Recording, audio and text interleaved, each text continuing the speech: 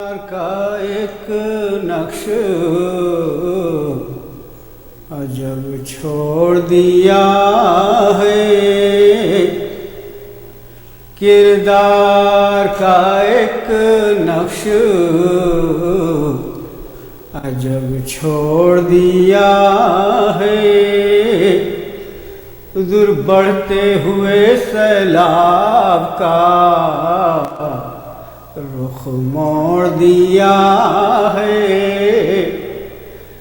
بڑھتے ہوئے سیلاب کا رخ موڑ دیا ہے۔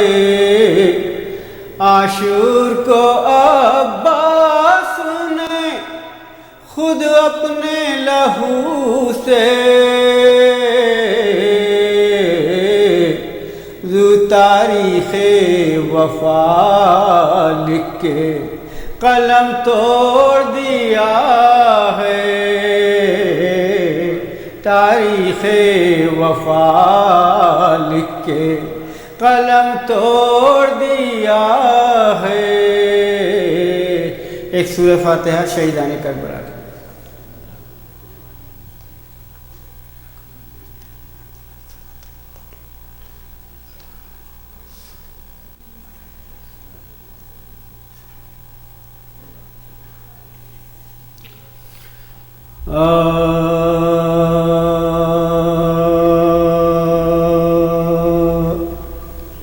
جب پریشان ہوئی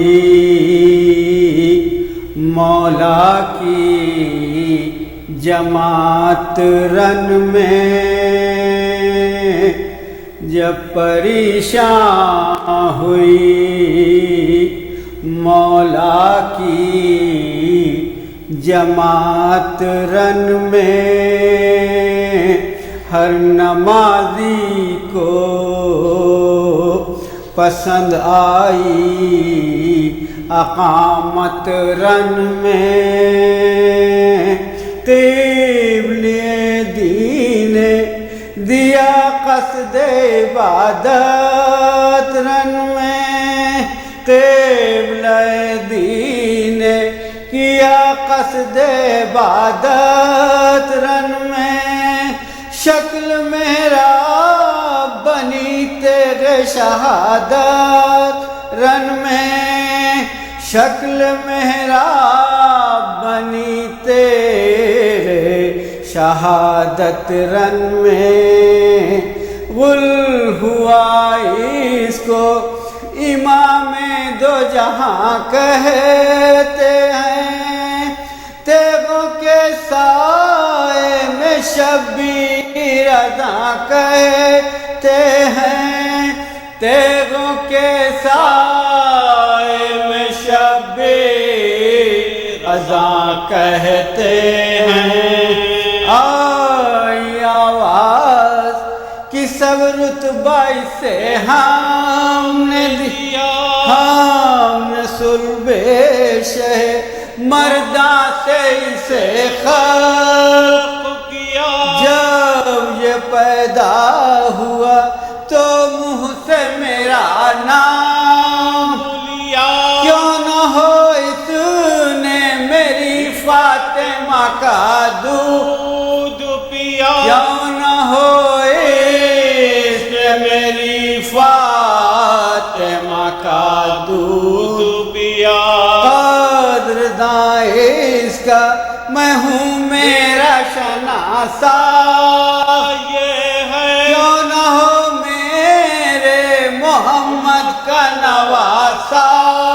ہے یہ، کیوں نہ ہو میرے محمد کا نواسا ہے یہ ہے وہ فرض کی تنہائی ادا کر میرے عاشق تہ شمشیر پڑھا کرتے ہیں، سر قلم ہوتا ہے وہ شکر خدا کرتے ہیں، صادق الوعد یوں ہی وعدہ وفا کرتے ہیں، صادق الوعد یوں ہی وفا کرتے ہیں ہم نماز اس کے جنازے کی جو پڑھوائیں گے تم بھی جانا کہ رسولان سلف آئیں گے تم بھی جانا کہ رسولان سلف آئیں گے نیم بسمل نے زبان سے جو کہا بسم اللہ تیر مارا ابو ایوب نے لب پر دور سے سیدانیاں چلائی کہ انا للہ یہ ظلم نمازی پہ آیا دن یہ ظلم نمازی پہ آیا دن واجب القتل کو ہے آب و غذا کی مولا جان زہرا کو نہیں فرض خدا کی مولا جان زہرا کو نہیں فرض خدا کی مولا زینت عرش خدا خاک پہ افتاد نہ بچھونا ہے نہ مسند ہے نہ سجاد شمر خنجر لیے بالی پہ استاد کوئی اتنا نہیں کہتا کہ نبی ذات کوئی اتنا نہیں کہتا کہ نبی زادہ قد سجدے کا ادھر قبلہ دی کا نیت ذبوحہ ادھر شمر لائی کا نیت ذبوحہ ادھر شمر لائی کرتا ہے جب پریشان ہوئی مولا کی جماعت رن میں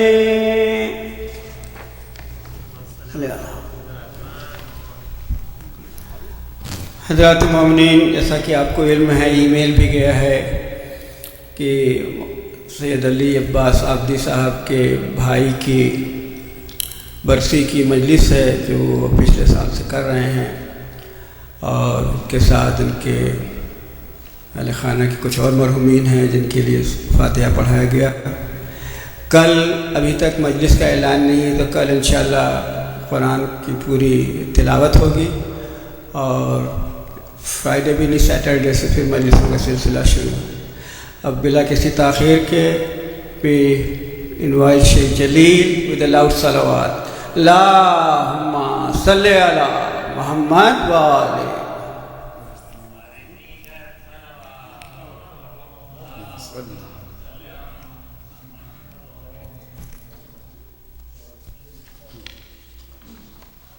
أعوذ بالله من الشيطان الرجيم بسم الله الرحمن الرحيم الحمد لله رب العالمين ثم الصلاة والسلام على أشرف الأنبياء والمرسلين حبيبي وحبيب إله العالمين أبي القاسم محمد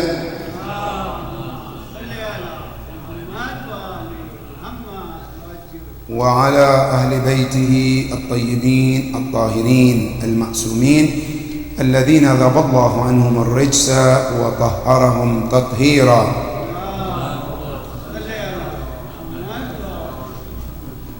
I request of Surah Al-Fatiha for the following marhumin: Sayyid Afsar Ali Rizvi, Sayyid Asad Raza Abidi, Sayyid Skandar Ali Ja'fari. May Allah be pleased with their soul. Surah Al-Mubarakat Al-Fatiha. بسم الله الرحمن الرحيم الحمد لله رب العالمين الرحمن الرحيم مالك يوم الدين إياك نعبد وإياك نستعين اهدنا الصراط المستقيم صراط الذين أنعمت عليهم غير المغضوب عليهم ولا الضالين. بسم الله الرحمن الرحيم. قل هو الله أحد الله الصمد لم يلد ولم يولد ولم يكن له كفوا أحد. بسم الله الرحمن الرحيم. قل هو الله أحد الله الصمد لم يلد ولم يولد ولم يكن له كفوا أحد. بسم الله الرحمن الرحيم. قل هو الله أحد الله الصمد لم يلد ولم يولد ولم يكن له كفوا أحد.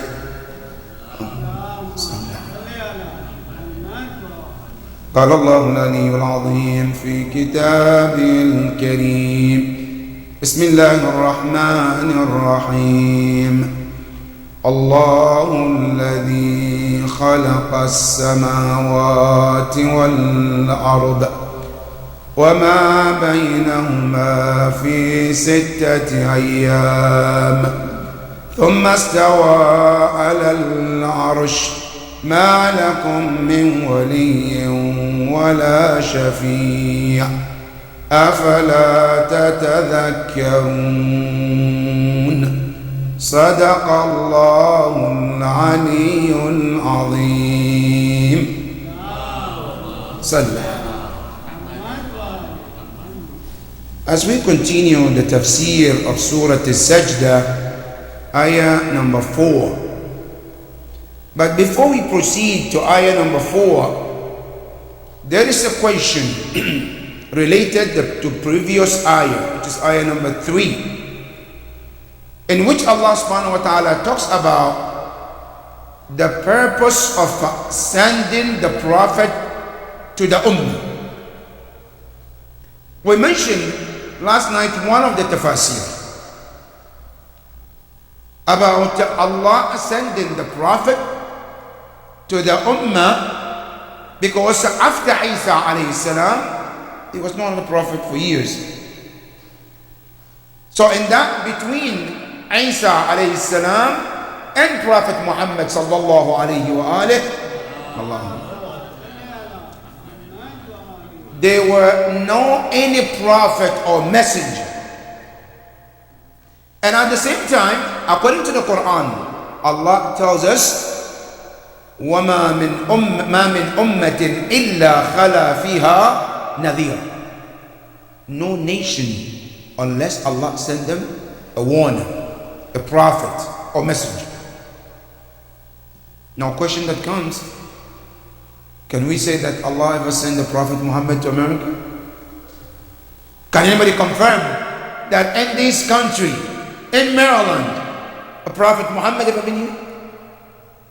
Not only in this country, can anybody tell us that Rasulullah, during his lifetime, he has ever been in Europe, in any country? Not only in Europe, can anybody say Allah in anywhere in the Quran mention that the Prophet ever been in Africa? Of course not. There's no in the Quran or Hadith ever mentioned Rasulullah left that part of the world which is known today Al-Hijaz. Never. The only place the Quran and Hadith and history told us was the Prophet left Mecca to Medina. From Medina to Mecca, yes. But other than that, even the neighboring country like Yemen, no Hadith ever recorded Rasulullah one day. And if that is the case, why does the Quran says ما من أمة إلا خلا فيها نذير? That no nation unless a warner has gone through them. How do we explain this? When we know there have been so many nations, we never have a prophet. Here tafsir of Ahlul Bayt alayhim as-salam said the meaning of ما من أمة إلا خلا فيها نذير, what it means, it doesn't mean physically the prophet have to be there. What it means, the voice and the teaching of that prophet must reach everywhere. Whether the Prophet has been there or not, at least his voice will get there. Through whom? Through some of his companions.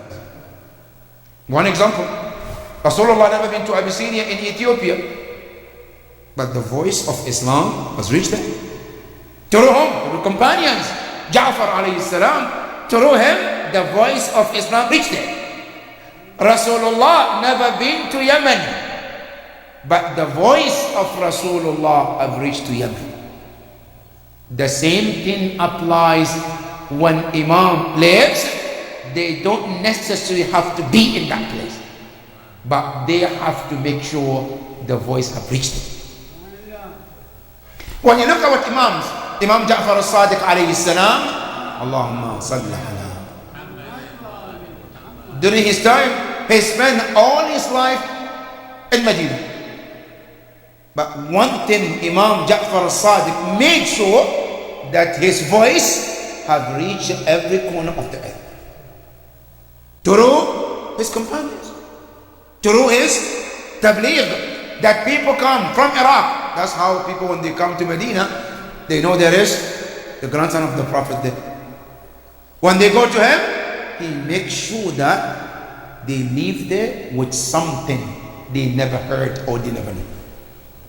Some of them, he asks them questions, and those questions trigger something in their mind and forces them to stay and learn. One of them, Abu Hanifa, when he came to Medina with the intention to come and just visit Medina, then he met with Imam Ja'far al-Sadiq. Through conversation, he decided to stay and learn from Imam Ja'far al-Sadiq for 2 years. And then after that, other companions came, they learned, and they took the voice to their other part of the world. The same thing Imam Zayn al-Abidin salamullah alayh, when he was in Medina, Imam Zayn al-Abidin, he used to buy slaves, educate them, and then on the day of Arafah, he takes them to Arafah, take them to Hajj, and he pays all their expenses. And then on the day of Arafah, he tells them, you are no longer slaves of anybody except Allah. But you owe me one thing. One thing you owe me. What is it? I said, wherever you choose to go, make sure that you take the message of Ahlul Bayt to that one. And that is how the voice of Ahlul Bayt was able to reach even to Africa, through the teachings of Imam Zayn al-Abidin. So when we say that Allah sent messengers everywhere, not necessarily they have to be there physically, but what they have to make sure their voice reaches every corner of the earth. That is that I know the truth. Now, then the next ayah, Allah subhanahu wa ta'ala says, Allahu alladhi khalaqa as-samawati wal ard. That is the first part of Tawheed of Allah subhanahu wa ta'ala. That Allah subhanahu wa ta'ala described himself by saying Allahu. This Allah is known as one of Asma'ullah, one of the names of Allah subhanahu wa ta'ala. And not only just the name of Allah, is also one of the favorite names of Allah. You know, we have favorites too. Sometimes, some of us, we have favorite food, right? Biryani, nahari, you name it, our favorite. Right? Some of us, our favorite is kebab, chicken. That's your favorite food. Now, Allah subhanahu wa ta'ala created, or He gave Himself names. But out of the names, Allah chose some of them are His favorite names. One of the favorite names of Allah is the name Allah. That is why we are not allowed to use the name Allah except Allah subhanahu wa ta'ala. And anytime we say Allah, they say ismun mukhtassun bidhatillah, khas, only for Allah subhanahu wa ta'ala. The only term we can use is when you say Abdullah. But you cannot say Allah to anybody, because ismun khas to Allah subhanahu wa ta'ala. Allah subhanahu wa ta'ala, as he described himself in this verse number 4, he said Allah. The Allah, who's Allah? Then he said alladhi khalaqa as-samawati wal ard. Here we call it Tawheedul Khaliqiyyah. As you know, we have different sifat of Allah, of Tawheed. One of them is called Tawheedul Khaliqiyyah, which we believe Allah is the only creator of everything. Everything that you can ever think, Allah is the creator. No creator except Allah. And we call that Tawheedul Khaliqiyyah. Allah subhanahu wa ta'ala tells us in the Quran that He is the creator of everything. Qulillah, the ayah in the Quran. Ya Rasulullah, tell them, Qulillahu khaliqu kulla shay. Ya Rasulullah, tell them, if they think they create something, if they think they can invent something, the only creator is Allah subhanahu wa ta'ala. Nobody creates anything other than Allah. And that's called Tawheedul Khaliqiyyah. And in this Tawheedul Khaliqiyyah, Allah described Alladhi khalaqa kulla shay. What is the meaning of Khaliqiyyah? Al-Khilq, what does it mean? In Arabic, Al-Khilq bima'na Ijadu shay'in min al-adam. Something was not there, you create it and make it to become existing. That's called Khilq. Allah subhanahu wa ta'ala, when we say Khaliq, meaning He is the inventor of things which never was ever been dead. Then He make it to exist. That's the meaning of Khaliq. So when Allah subhanahu wa ta'ala describes Himself, He says, Allah alladhi khalaqa as-samawat. Allah created all the 7 heavens. The heavens that we see, Allah created it.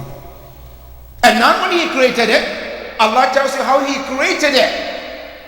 Another ayah, Tafsir al-Quran bil-Quran, He says, He created the heavens, خَلَقَ السَّمَاوَاتِ بِلَا عَمَدٍ تَرَوْنَ. He said, created the heavens without any pillar you can see. Now look in the heavens. Can you see any pillar holding the heavens? None. Today, when we start building any house, is it going to be a story building? Or even one building, the first thing we do is the pillars. To hold the building, to firm it, to make it strong. Allah said, we created the heavens, no pillar anywhere which is holding the heavens. And it carries also the most and the heaviest thing you can ever imagine. And on top of that, Allah said in the Quran, these heavens that you see is much stronger than the creation of human being. If you think human being is stronger compared to heavens, Allah said, no, the heavens is much stronger than creation of human being. In Quran, Allah says, in asking us a question, أَأَنْتُمْ أَشَدُّ خَلْقًا أَمِ السَّمَاءَ بَنَاهَا. Are you the strongest creation, or the heavens, which is carrying many angels, which some of them, their wings is even greater than all these worlds. They all settle in those heavens. Allah said, we created them. Allahu alladhi khalaqa as-samawat. Allah said, we created all these heavens, not one, not two. And some surahs, Allah said, we created them in 7 different levels. This is one of the greatest creation of Allah. And then when He created the heavens, Allah said, we did not just let it like this. Then we decorated the heavens. How did Allah decorate it? It says, وَزَيَّنَّاهَا لِلنَّاظِرِينَ. We made it decorated that anybody who looks at it, you can see how beautiful these heavens are. How did He beautify the heavens? What did He beautify them? Allah said, we beautify the heavens with the stars. When you look at the heavens, you can see stars. And the way Allah created it, He created the stars and these heavens, that some of them, they have strong light, nur. Some of them have medium. Some of them have small light. And it's like when you decorate, and you can look in Idara, you can see the sign. Alright? How we decorated this Idara sky here. There are some light are very strong. And there are some light, they're very light. Sometimes we turn the bigger ones, the larger light, and then we leave out the smaller ones. Each one of them play a role in what? In making the setup to look beautiful. Allah said when we created the heavens, we make sure there are different stars in there. And each star that you see, they are there for a purpose in the heavens. Allahu Akbar. Some stars we see them, we look, this star big, this. Allah said they all serve different purposes. Some of these stars, Quran calls them shooting stars. They're stars, but they're shooting stars. What does it mean? They are stars in the heavens, but the purpose is to give light, yes. But at the same time, they are also soldiers of Allah, that Allah used them to kill the shayateen when they try to listen to what is going on in the heavens. And Quran mentioned those stars are there, and that's their job. Some of those stars also, no, they are not shooting stars. They are there to be guide for mankind. As people used to travel today, alhamdulillah, with the technology, most of the time they don't depend on that as much. But before, years ago, people when they travel, the sailors, as they travel, Allah made those stars as their guide, GPS. As they're in the ocean, they travel and they take those stars as a guide from one location to another location. That is one of the purpose of those stars. Some of those stars also know Allah put them out there to be a light for us, so we can make use of the nur during certain time of the month. All of this in the heavens. Allah subhanahu wa ta'ala says, الَّذِي خَلَقَ السَّمَاوَاتِ. That is one of the creation of Allah. Now, why this is important? Because the more we recognize the creation of Allah, the more we recognize the Creator. Allah subhanahu wa ta'ala, how do we get to know Him? As He said in the Quran, سَنُرِيكُمْ آيَاتِنَا فِي الْآفَاقِ وَفِي أَنفُسِكُمْ حَتَّى يَتَبَيَّنَ لَكُمْ أَنَّهُ الْحَقِّ. Allah said, if you want to get to know Allah, you don't need to think about that of Allah, the essence of Allah. All you need to do is to look at His creation. The more you comprehend and you think about the creation of Allah, the more it needs to get to know the Creator. I'll give you an example. We're all here at Idar. How do you know a best cooker? How do you determine to know this guy is a good cook? When you hear or you smell his food, that's one way. You walk in the Idara, smell good. Who's cooking? I haven't tasted it, but just from smelling it, I can tell this cook is good one. That's number one. Now, number two, sometimes I don't have to even smell it. And looking at the food, you can tell this food will taste good. You haven't even tasted it. Just looking the way the person put it, and it's like, oh my God, this look tasty. That's number two. Number three, sometimes not only you look, you just taste it, and you're like, I gotta eat this. It tastes great. All of these are signs to let you recognize a good cook. The same thing, if you want to recognize the great Creator, you have to look at His creation.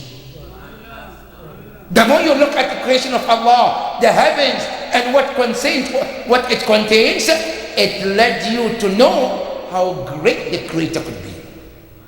And that is why Allah, as He described Himself, He said, الَّذِي خَلَقَ السَّمَاوَاتِ. Not one heaven, not two, He created 7 heavens. That's number one, to recognize Allah. The second one is وَالْأَرْضِ. And He created the earth too. And this earth is much closer to us to recognize Allah subhanahu wa ta'ala.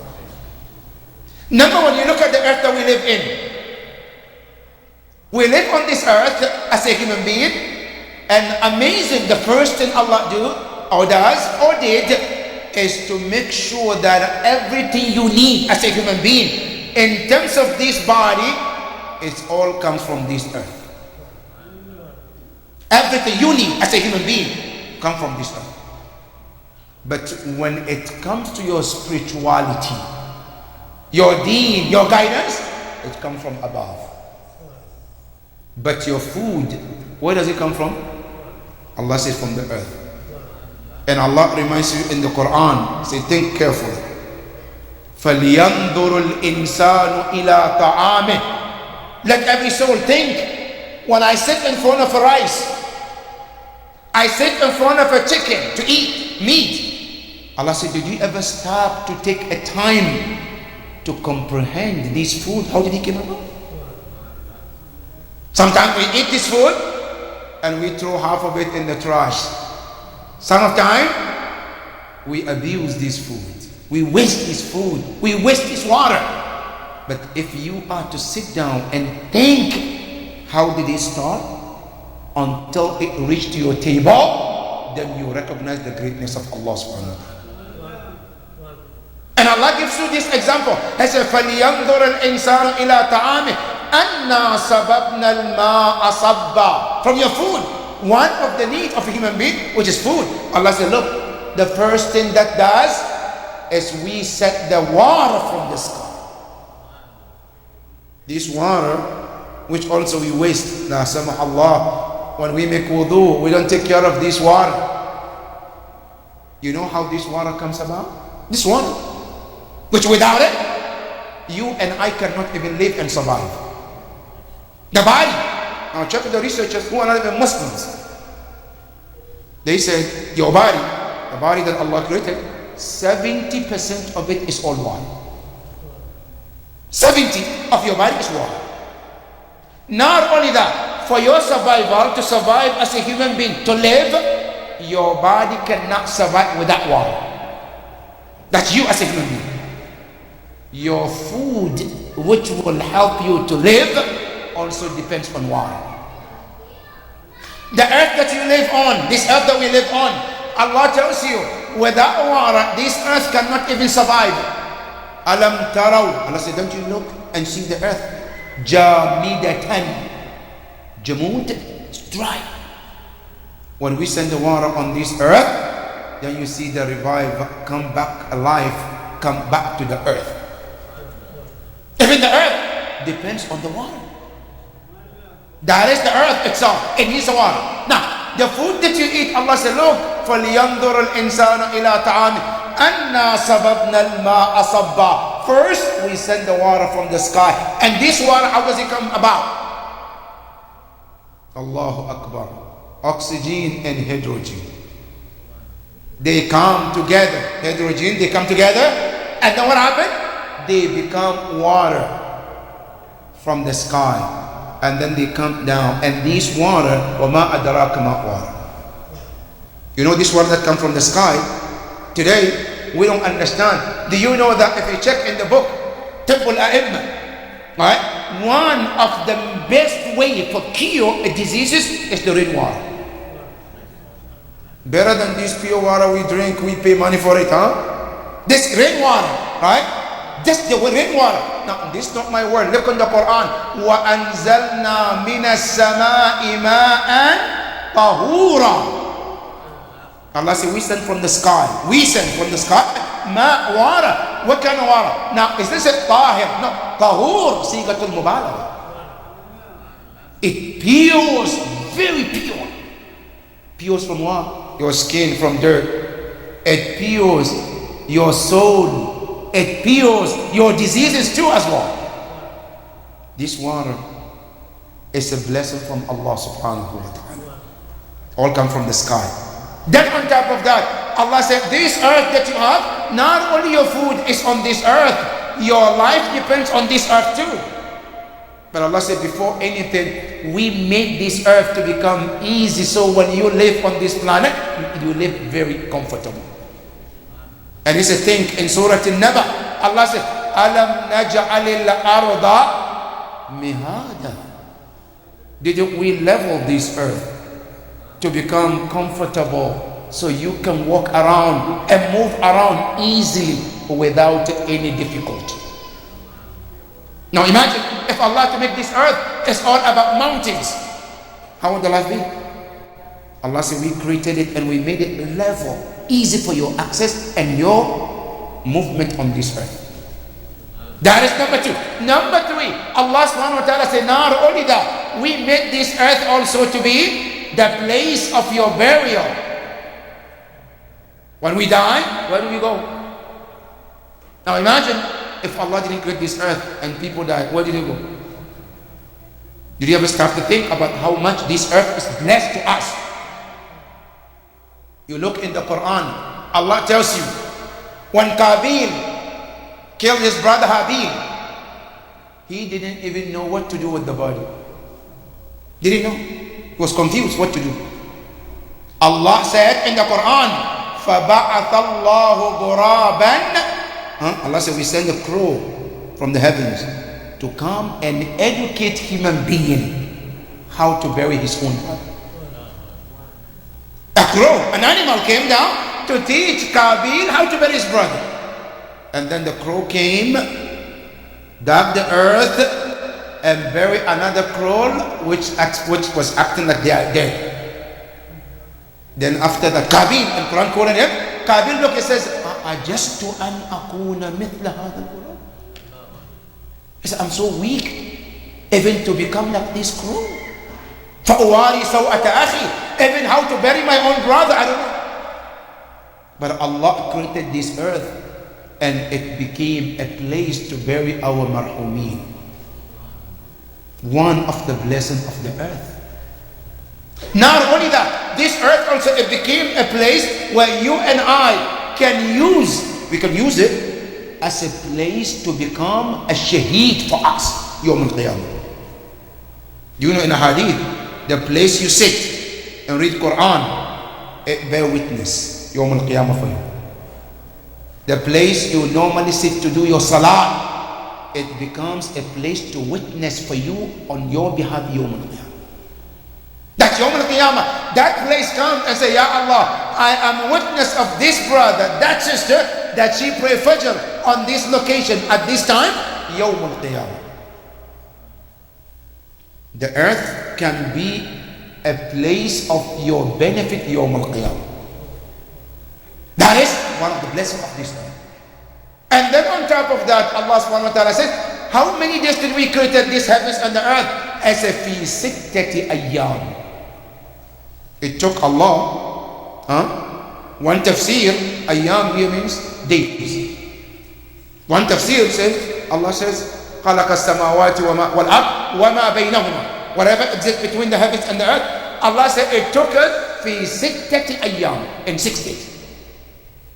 Now question, what is the meaning of a day in Quran and Islam? When you say a day, what do we mean? You know, there are different meanings of the word day. Sometimes we mean a day from morning till sunset. Right? For example, you come home in the evening and say, I have a bad day today. Do you mean 24/7? No. You mean from morning till now. That's what you mean, a day. And sometimes you mean a day, meaning 24 hours. So when we say fi sittati ayyam, does it mean from morning till evening and the night it was off? Or was it talking about 24/7? 1, 24/7, 1, and 24 hours, 1, 2, 3, up to 60. Which one? Here one tafsir says it's all about days. And the days is from morning till the evening. Like when we see, today we fast in the month of Ramadan. How we fast? A day from Fajr to night. وكلوا واشربوا حتى يتبين لكم الخيط الأبيض من الخيط الأسود من الفجر ثم أتموا الصيام إلى الليل. And you call it a day from Fajr till night. Now, when Allah says 6 days, what does it mean? 24 hours? Or does it mean what? You go to Ahlul Bayt, the teachers, they tell us that the meaning of a day is not a day as we count hours. The day here means marhala, 6 different stages. Not days as we count hours. No, no. When Allah said we counted 6 days, meaning 6 stages. And what are those stages? You have to go back to Ahlul Bayt alayhim salam. The teachers, what is the meaning of those stages? Because Ahlul Bayt, they are the second part of the Quran. You cannot understand Quran by itself without the other half. That is why Rasulullah said, Inni tarikun fikum al-thakalain, 2 heavy things, Kitab Allah wa itrati. You cannot understand Ahlul Bayt without Quran, no Quran without Ahlul Bayt. They have to be together. But unfortunately, on the day of Ashura, what did they do to Ahlul Bayt? The other half of the Quran. Al-Imam al-Hussein alayhi salam.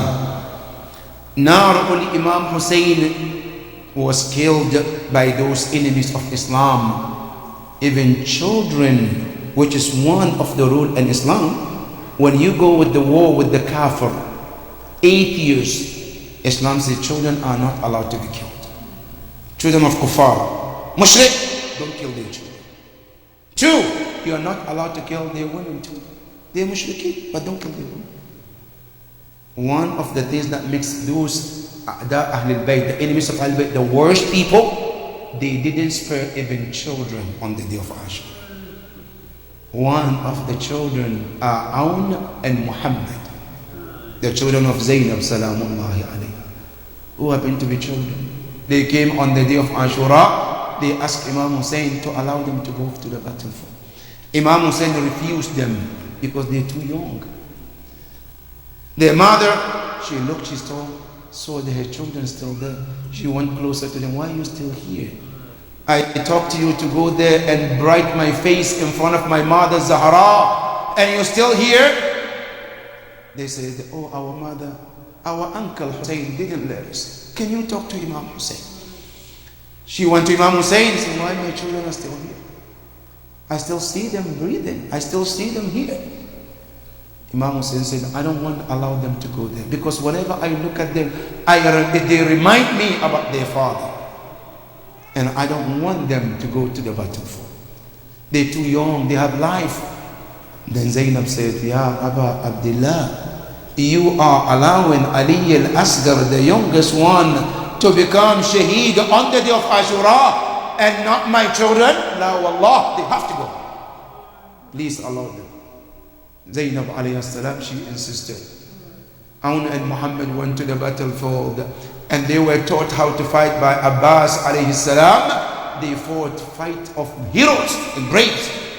Finally, they surrounded them and they killed them. And in the final moment, when Aun and Muhammad were dying, Imam Hussein alayhi salam heard their call, Assalamu alayka ya Amma. Peace be upon you, our uncle. Imam Hussein rushed towards them.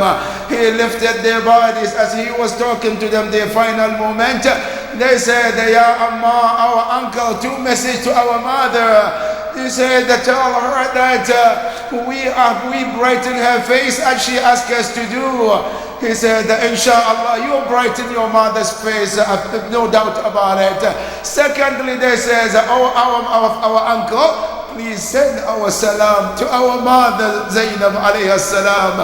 Tell her we said salam to her. Zainab salamullah alayha, she was in the tent. She heard about the martyrdom of her children, but for the martyrdom of her child or her children, she did something different. Every shaheed who got murdered or martyred, Zainab salamullah alayha, she will go sit by the body and cry. but accept Aun al-Muhammad. When she heard the martyrdom, Zainab alayhi salam, she faced towards the Kaaba and she raised her hand and she said, Allahumma taqabbal minna hadha al-qurban.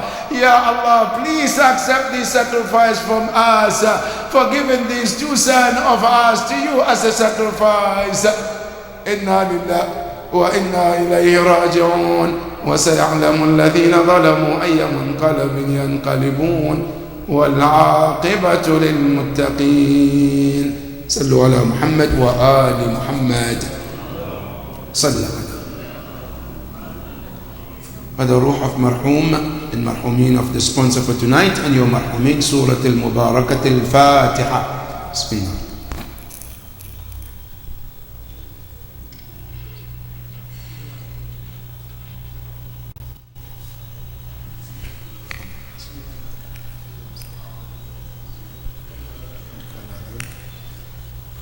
Ali Rizwani, can you call her down?